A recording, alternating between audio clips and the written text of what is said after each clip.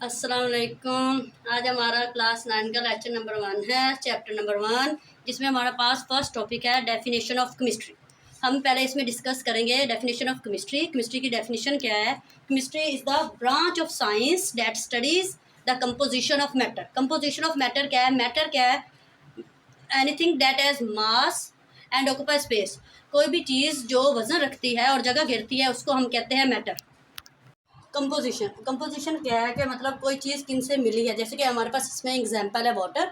Water किससे मिला है? ऑक्सीजन और हाइड्रोजन के साथ मिलके, मतलब ये कंपोजिशन है वाटर की। ठीक है, फर्स्ट ऑफ ऑल हम डिस्कस करेंगे मैटर। मैटर क्या है? Anything that is mass and occupies space. मतलब कोई भी चीज़ जो कि हम वजन रखती है और जगह घेरती है वो हमारे पास क्या होता है? मैटर। इसमें हमारे पास पहले हमने लिखा हुआ था कंपोजिशन ऑफ मैटर। मैटर हो गया। कंपोजिशन क्या है कि किसी भी मॉलिक्यूल में कौन से एलिमेंट्स है या सब्सटेंस हमारे पास प्रेजेंट होती है। फॉर एग्जांपल हमारे पास वाटर है, उसमें ऑक्सीजन और हाइड्रोजन है प्रेजेंट है इसमें। ठीक है, स्ट्रक्चर ऑफ मैटर में क्या है कि ये जैसे कि वाटर है, ऑक्सीजन किससे साथ कंबाइंड है? टू मोल्स ऑफ हाइड्रोजन के साथ। ये इसके आगे स्ट्रक्चर। आगे आ जाते हैं हमारे पास क्या कहते हैं कि प्रॉपर्टीज। जैसे कि वाटर है, वाटर क्या है हमारे पास? कलरलेस है, उसका कोई कलर नहीं होता। ओडोरलेस है। द प्रॉपर्टीज ऑफ मैटर, मतलब इसमें कौन कौन से करेक्टरिस्टिक्स है। जैसे कि हमारे पास वाटर है, वो एक कलरलेस होता है, एक ऑर्डरलेस होता है, और हमारे पास वो क्या होता है? टेस्टलेस।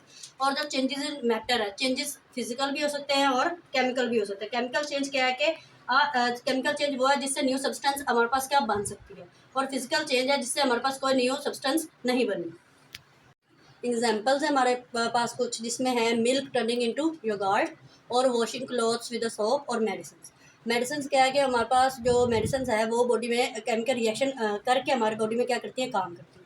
ये क्या है? ये हमारे पास केमिस्ट्री की ब्रांच है जो स्टडीज़ करती हैं फिजिकल प्रॉपर्टीज ऑफ मैटर और energy and speed of a chemical reaction. इसमें कुछ एग्जांपल है, जैसे कि जो हमारे पास बर्फ़ है उसका पानी में पिघलना, और जो हमारे पास कुकिंग फूड है, और जो जो हमारे पास जो वाटर बॉईल होता है वो कन्वर्ट हो जाता है स्टीम में। इसमें हमारे पास फिजिकल केमिस्ट्री क्या है? इसमें हम क्या क्या स्टडीज़ करते हैं? इसमें हम करते हैं heat plus energy plus rate of reaction. अब हमने 2 टॉपिक किए हैं अभी तक, मतलब जिसमें हमारे पास पहला है डेफिनेशन ऑफ केमिस्ट्री और दूसरा है हमारे पास फिजिकल केमिस्ट्री। ठीक है, जो ब्रांच है केमिस्ट्री। ठीक है, इसमें जो डेफिनेशन केमिस्ट्री है उसमें क्या है कि हमारे पास वो ब्रांच है साइंस की जो स्टडीज़ करती है composition of matter, structure of matter, properties of matter और चेंजेस इन मैटर। कंपोजिशन क्या है कि हमारे पास किसी भी मॉलिक्यूल में कौन से एलिमेंट्स हैं और सब्सटेंस है जिनसे वो बना है।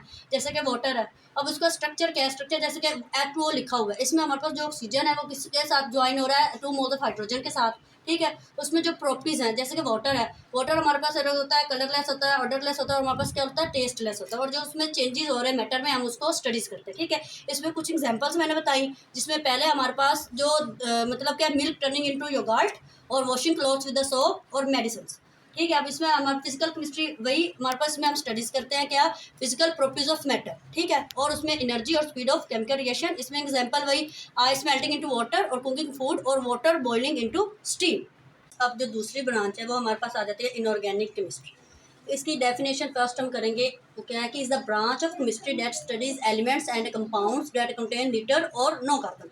मतलब ये वो कंपाउंड स्टडीज करते हैं जिसमें कार्बन नहीं होता। ठीक है, अगर हो भी तो बहुत कम होता है। इसमें हम क्या क्या स्टडी करते हैं? इसमें हम metals, non metals, acids, basis, salts.